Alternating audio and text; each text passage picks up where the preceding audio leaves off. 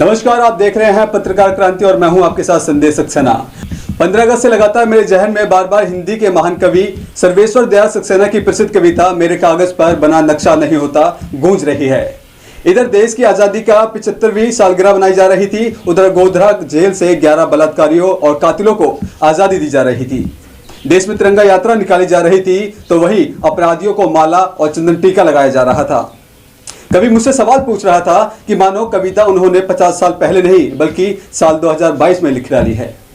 कविता है, यदि तुम्हारे घर के एक कमरे में आग लगी हो तो क्या तुम दूसरे कमरे में सो सकते हैं? यदि तुम्हारे घर के एक कमरे में लाश सड़ रही हो तो क्या तुम दूसरे घर में प्रार्थना कर सकते हैं?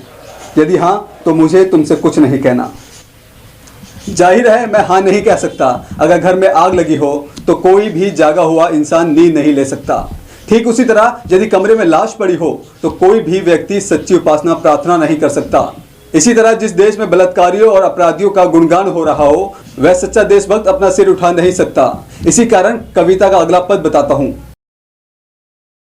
देश कागज पर बना नक्शा नहीं होता कि एक हिस्से के फट जाने पर बाकी हिस्से उसी तरह साबुत बने रहें और नदियाँ, पर्वत, शहर, गांव वैसे ही अपनी अपनी जगह दिखें, मनमाने रहें। यदि तुम ये नहीं मानते तो मुझे तुम्हारे साथ नहीं रहना है।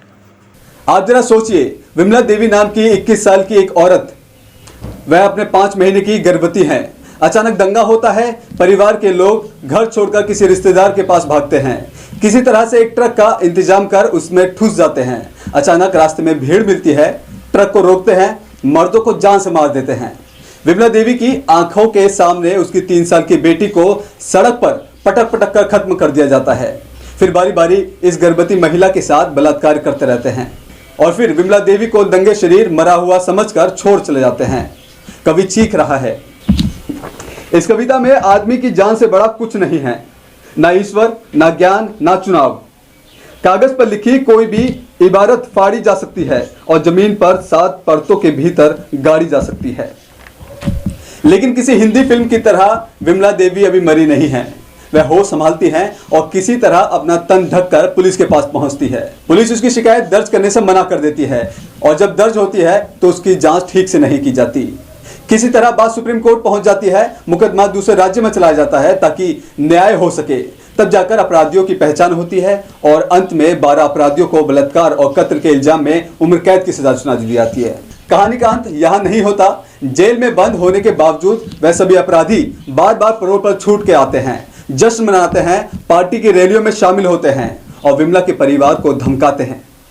पुलिस प्रशासन और सरकार मंद मंद मुस्कुराते हैं। फिर सजा पूरी होने से पहले ही सरकार एक कमेटी बना देती है जो इस नृशंस अपराधियों को अच्छे व्यवहार और मानवता के आधार पर रिहा कर देती है और इसी तरह 15 अगस्त की आज़ादी का दिवस मनाया जाता है।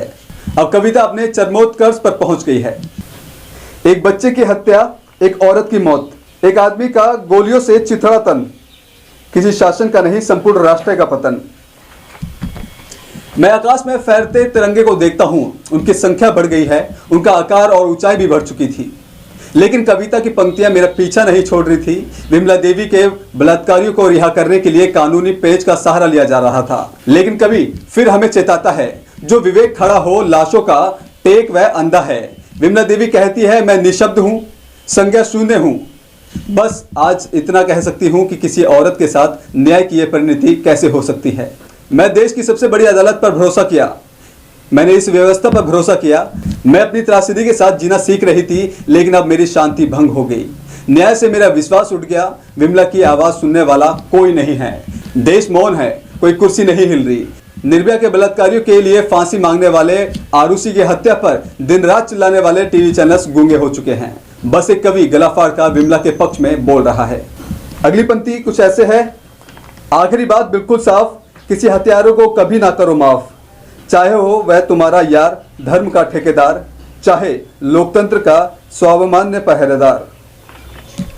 लेकिन आप कहेंगे कि इस औरत का नाम तो विमला नहीं है बल्कि बिल्किस बानो था। अगर विमला ही होता तो क्या इससे न्याय का तराजू पलट जाता?